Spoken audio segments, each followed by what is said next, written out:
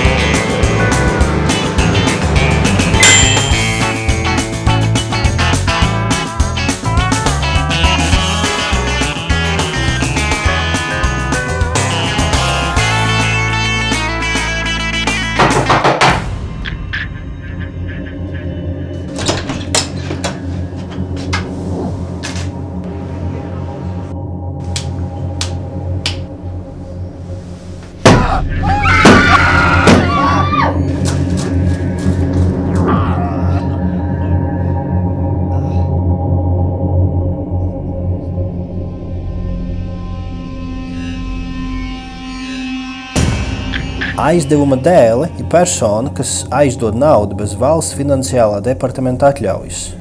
Tas ir nelegāli.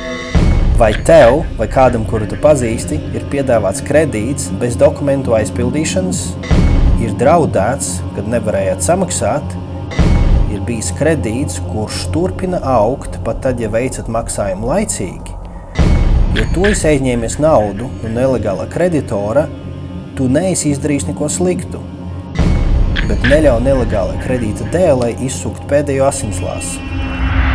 Pēc konfidencionālās palīdzības un padoma zvani Lielbritānijas nelegālās naudas apkarošanas komandai pa telefonu 03 00 55 22 22.